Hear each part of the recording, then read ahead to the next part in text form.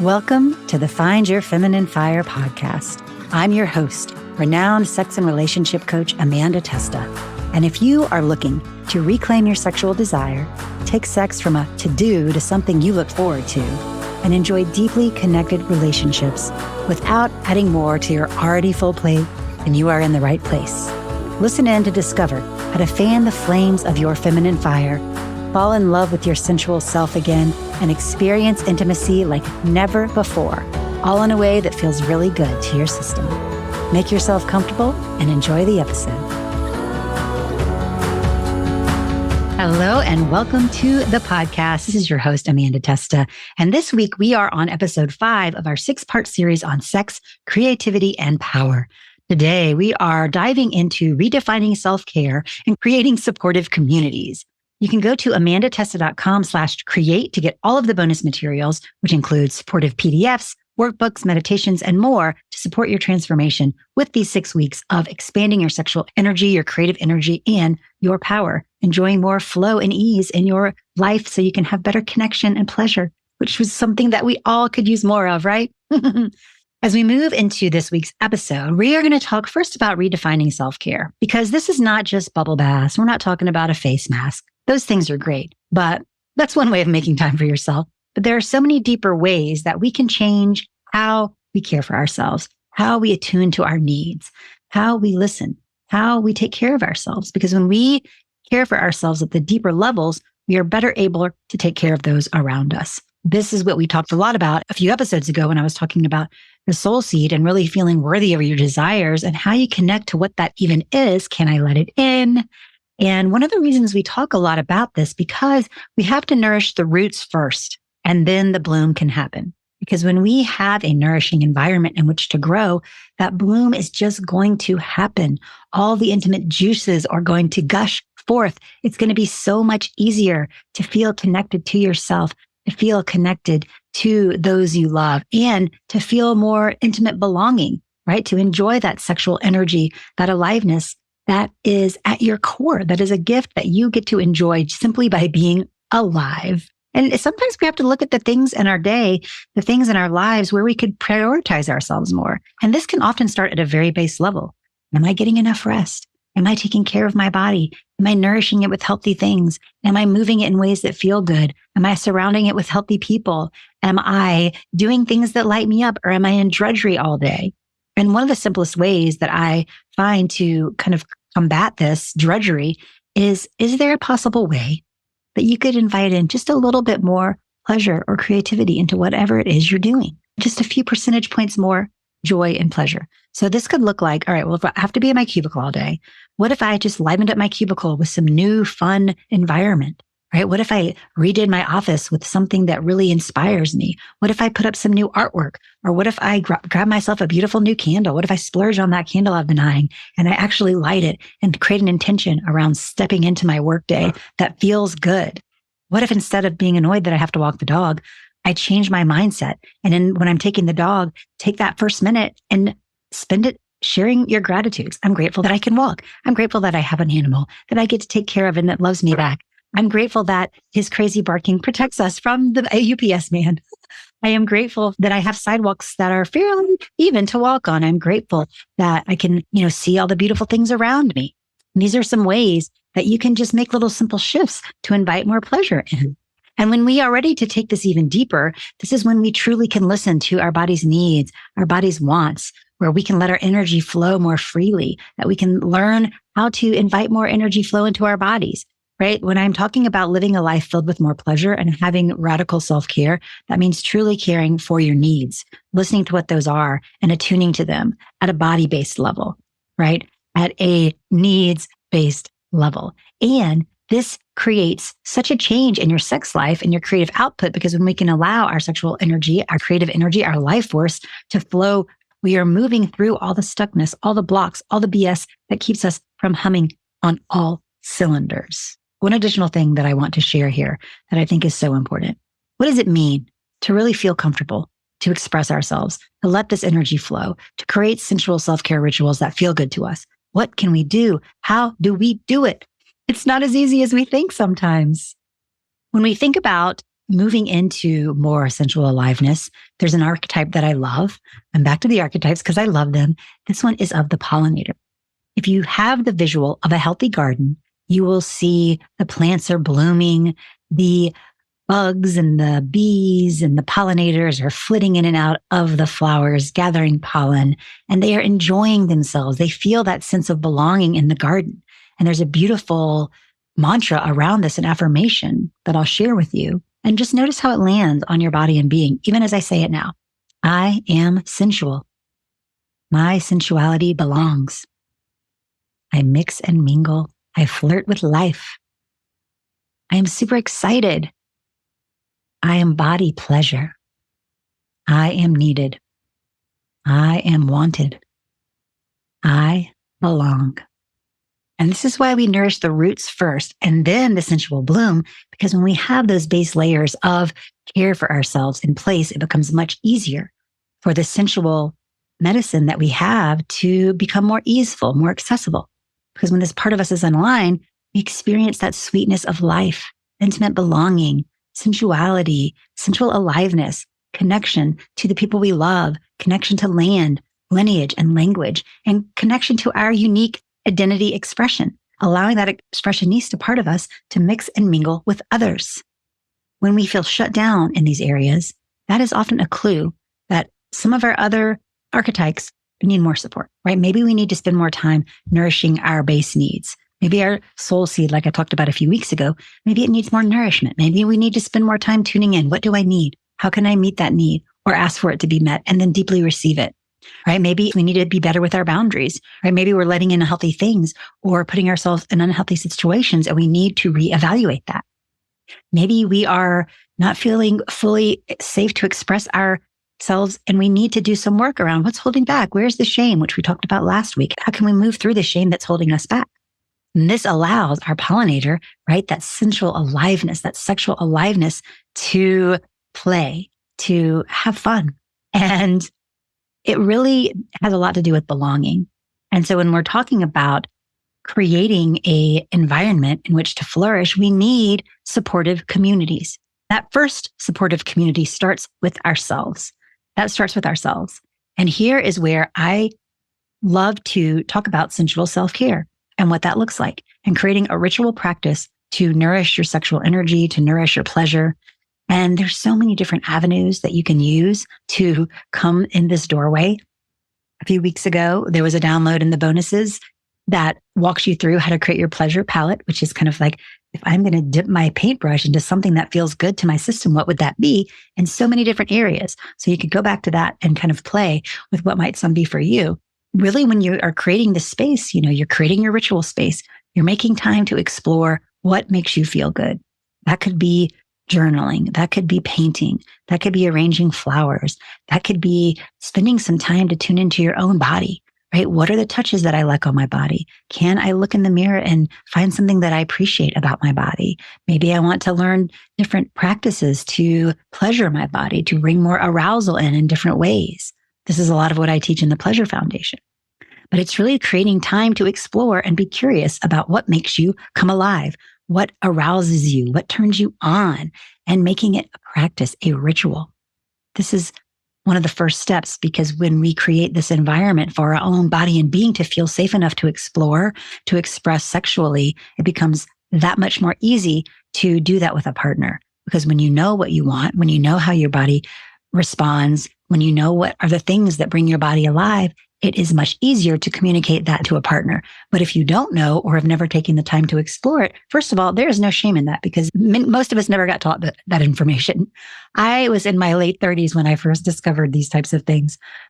But really understanding, like, there's so much more to it than we think. There's so many more layers. And it's actually a beautiful ritual of self-love, of loving ourselves, to take the time to be with our flesh and bones and body and care for it with love, attention, give it pleasure in the way it wants, and celebrate that, because then you are more able to give that to others. What are some of the ways that challenge us in these areas, and what can we do about it?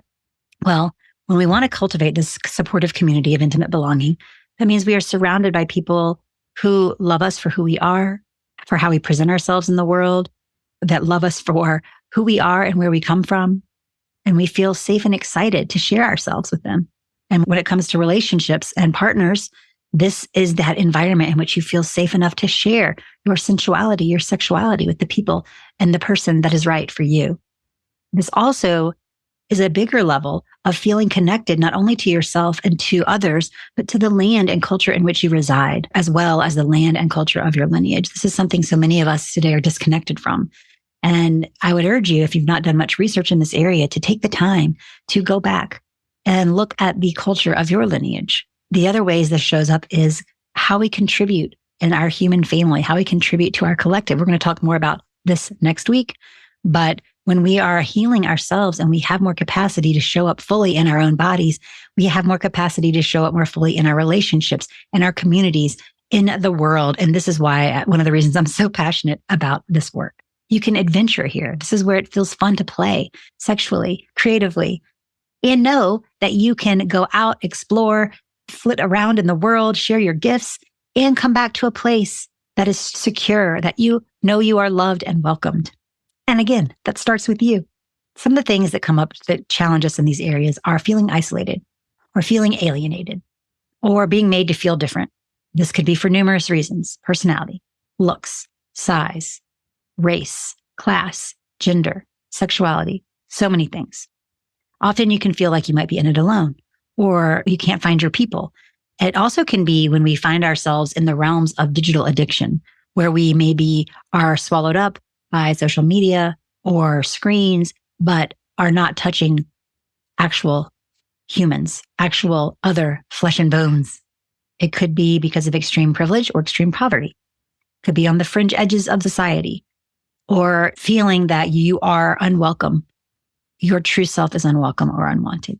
The other side of this is more of a ride or die type of situation where you're like, fuck the man, where you could be prone to join into cults or some kind of extreme loyalty. I see this a lot in politics, clinging to who you have, even if they're not healthy or aligned. This can be really challenging. Us against them mentality, lacking compassion for people outside your group, and feeling safe only in your pack. This can be very threatening for people in this environment to go outside of their known or perceived quote unquote safety group, even if that group is not nourishing. This can sound like our way is the only way and everyone else is nuts. It's so exhausting relating to people different than me. Why would I put myself through that? We're the only ones we can depend on. Everyone else is out to get us, that kind of thing.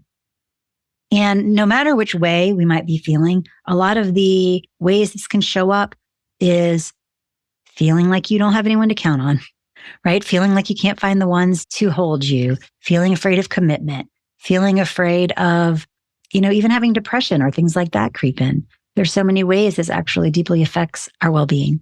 So what do we do about this? How do we make it better? This is where we engage our sensual self-care practices, creating these rituals where we can connect to something that feels good, where we can connect to something that makes us excited. Sometimes it can be really fun to think, okay, if I did have this full self-confidence and this full expression, how might I be in the world? What might I wear? How might I dress? Who would I surround myself with? How could I make my environment more beautiful? What kind of materials do I want to wear? What colors do I love? And just knowing you can do this in little ways over time. And I think, starting at the body level is a great way to start. What small little things create a feeling of pleasurable connection to my body? Taking a walk. Is it placing a hand on my heart? Is it just holding my head between my hands and feeling that containment and holding? Is it drinking a glass of water? Second, what is a small doable thing that creates a feeling of pleasurable connection to my spirit or to my soul? Maybe a spiritual practice, maybe connecting with someone you love, journaling, something to connect to your own energy. Number 3, what small doable things create a feeling of pleasurable connection to my community or my friends or my loved ones or my relationship, right? What are the little things that help you feel connected? Maybe it's sending a text. Maybe it's writing a letter to someone you appreciate. Maybe it's reaching out to a friend for a phone call or a walk. Maybe it's going to the local coffee shop and smiling at the humans that are in your orbit. Maybe it's going to volunteer and doing something to help someone else. And then what small doable things create a feeling of pleasurable connection to land or lineage? There are ways that you want to give back to the land, to the communities, the lineage that you are a part of. And maybe feeling in, what are the ones that I can do? What feels in alignment? What feels like a yes? Let yourself start doing those things. One of the things I think is so powerful around healing is it doesn't always have to take a long time. Sometimes it does, but not always. And when we are first learning something new, it might take a little longer. We're trying to create these new pathways. Like with anything, it takes time. You're not just going to immediately start speaking a different language if you've never spoken that language. I often use exercise metaphors because I think they make a lot of sense. You can read a book on running. You can watch videos on running, but until you put on some running shoes and move your legs, maybe start with walking, and to get to the point where you can run, you're not going to get the experience of what running actually feels like. The same is true with our sexual aliveness, with our creativity, with this energy that is one and the same. Is when we create a practice for that energy to flow, when we learn how to do that, it becomes much easier over time. I sometimes like to think of it as sexual fitness, because until you learn, how do I activate the energy in my body? What are the tools and techniques that can let this flow? How do I open my communication with my body? How do I know what makes me feel good? How do I find my own expression of sensuality, of sexuality? How do I know what I enjoy? These are the things that you learn when you take the time to practice. This is what I love about rituals of sensual self-care. And also, how do I take these things that feel good and expand them in other areas? Because that is what happens. I have so many clients that come to me, and when we work together, things shift in their lives in radical ways. Job promotions. One of my recent clients was like, does this always happen? Is it normal for everything to feel so much better when you start doing this work? And I was like, yes, it is, because you are healing your nervous system at very deep levels. It's not just about the sexuality. That's a part of it, of course, but it's around healing all the things that are standing in the way of your pleasure, of your ecstatic connection to yourself, to your partner, to your life. And so it's very common that amazing things will start to shift in other areas of your life. One of my recent clients as well is in sales, and they started realizing that their commissions were skyrocketing because of the way they were showing up in their interactions. That confidence spilled over into so many different areas. And again, when we want to start to strengthen this part of us, we start with a supportive environment, starting with us, and then expanding out a little by little to where does it feel safe enough to share this? Who is a friend that I could really trust, or someone that I could really trust to share this part of myself? And that can also be joining supportive communities, potentially. Maybe finding an environment where there's like-minded people, like-minded folks, and you can join them in something to create a connection point. And again, will it feel uncomfortable at first? Probably. Will it feel easier over time? Yes. And there's often the question, well, I found out these things that I like to do. What if my partner's not into it? So I love a practice that I often give to couples is you get a jar, and each of you put fun ideas that you'd like to try in the jar.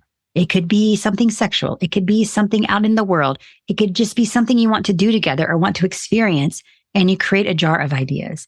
And when you have time to connect, you can pull these out and just see, are we both a yes to this? There has to be consent on both parties, of course. But tuning in, would you be open to trying this? And then you could say, I'm a no to that. Or let's put that on the docket for a maybe sometime, but not today. And then finding the thing that is a yes for the both of you, and you do it.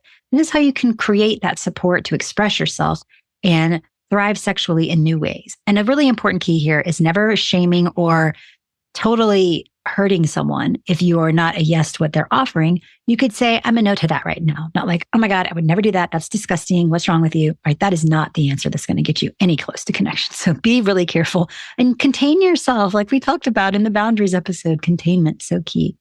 And also being more vulnerable in your friend groups. You don't have to give out every intimate detail of your life if you don't want to, but even just talking about the challenges that you might be having or the celebrations that you might be having can be a really powerful way to deepen your connection with your friends. Every time I lead women's circles and someone brings up something vulnerable around sexuality, around anything, there are so many hands that shoot up thinking, oh, I thought I was the only one. I thought I was the only one that felt like that. I thought I was the only one that was experiencing this. So finding that supportive community in which to talk, like my Feminine Fire community on Facebook, a Pleasure Foundation community, or communities locally to you, online, finding places where you feel celebrated and sharing the truth of who you are and the strength that you have gained through building that foundation makes it easier to be brave and to also hold yourself if something doesn't go the way you planned. You can realize that it's not about you and pick yourself up and move on, because that's part of our learning as well. Sometimes things are a fit, sometimes they're not. And we will learn, what is my body saying yes to? What am I moving towards? What am I moving against? Like we talked about in the boundaries episode, and being able to fill that hole. This group feels right for me, or I'm not quite sure this is the right situation for me. And don't feel afraid to try different groups until you find the right fit. Another good way to connect to this is really feeling into what's the conditions, what relational conditions, what community conditions would need to be in place for me to feel safe enough to reconnect. You could connect in yourself. Like maybe there's some things in me that need to be present to connect more deeply to the core essence of who I am. Maybe there's different parts of me that want to be seen and celebrated that have not. How can I give those parts attention and then see, as I feel more comfortable with that, how it feels to share them with others? Also, feeling into what you know to be true, and continue to do the work to trust that your core identity, who you are, all of you is welcome in all areas of your life, your creative life, your work life, your sexual life, your relational life, knowing that at the core of who you are, you belong, no matter what. And it can also be a fun way to play with, like, maybe are there different parts of me I want to express more, and follow your excitement with that. Follow the flow. Follow the flow of what feels good. And so I want to remind you again to go to amandatesta.com/create to get all of the bonus episode materials. Each episode has additional meditations, workbooks, etc., to help you embody these lessons at a deeper level. Again, it's easy to listen, but doing sometimes takes extra support. And the last thing I'm going to walk you through, this is one of the simplest ways of connecting to pleasure that I know, that I do all day. And this can just be a little mindfulness check-in. And so I'm going to invite you now to just take a deep breath, maybe just let out a big sigh. And just start by looking around and noticing, is there something pleasant that draws my eye? Is there something pleasant that I am enjoying looking at? And can you just take a moment to let your eye rest on that thing, as long as you can do it safely? What is it that you like about it? Is it the color? Is it the texture? Is it the memory connected to it? No matter what your environment is, can you find something that is pleasant to look at? Or maybe it feels neutral or stable, and let yourself take it in. Maybe notice what might shift as you look at it. And we're going to shift to listening now. So maybe, is there something that you are enjoying listening to? Maybe it's the sound of my voice. Maybe there is some background noise that feels good to you. I'm noticing my daughter's fish tank upstairs bubbling. And it makes me smile because I think of her. And now shifting to, is there anything that you feel on your skin that is nice? Maybe something that you're wearing that feels good. Maybe touching something in your environment that you enjoy the sensation of. Maybe it's touching your feet on the floor and feeling that solid ground beneath you. Maybe it's readjusting in your seat or however you are so that you're more comfortable. So often we realize that we're in uncomfortable sitting positions, and it's just like, oh, could I move? Could I maybe take off something if I'm hot, or put something on if I'm cold? Ooh, you know what? I'm thirsty. I better drink some water. Or I have this lovely tea right here. I'm going to hold it in my hands and feel the warmth of it. Noticing that. Now we're going to move to the sense of smell. Maybe is there something in your environment that smells good? Maybe can you bring your awareness to something that smells good? What is it that you like about it? Can you allow yourself to focus on something that smells nice? Or think of a memory of something that smells nice if there's nothing in your vicinity. And finally, taste. Maybe just noticing if there's any tastes in your mouth. Maybe is there a taste that you enjoy that you want to bring to your mind's eye? Something delicious that you like to eat. Maybe the taste of your lover. Maybe the taste of fresh water. And taking one final breath here. Is there anything else that you can do after this to make your environment 1% more pleasurable, make your body 1% more pleasurable, anything else? Or maybe that attunement to the things that brought your senses alive was a reminder that there is a lot that you can do to tap into your pleasure in this moment. And now you can give yourself a big pat on the back for your sensual self-care exercise for today. That's one of the easiest ones I love, which is just taking a moment to tune in and notice your senses, finding something pleasant. This can be a simple practice to expand your capacity for pleasure. And maybe even noticing if you feel any different now than you did before. This is one of the ways that we can keep bringing our awareness back to what feels good. It doesn't mean we're dismissing what's not good, but we are bringing our awareness. Can I focus on what's pleasant? And can I expand that holding of what feels good for just a little bit longer and a little bit longer, time and time again, so it feels good to your system and it feels more safe for your system to explore. I will look forward to seeing you in next week's episode, where we will be talking sacred service and aligning with nature and understanding how sex and creativity are, in fact, a spiritual practice. I look forward to seeing you then. Thank you for listening to the Find Your Feminine Fire podcast. If you loved this episode, please go ahead and forward it right now to someone you know would love it. And if you've not had a chance yet to leave us a rave review on Apple Podcasts, please make sure to rate and review if you enjoyed it, as well as make sure to subscribe so you never miss an episode. If you want to stay connected, make sure to go to amandatesta.com/thegoods to download your free sensuality activation and stay connected. Thanks for listening, and we'll see you next week.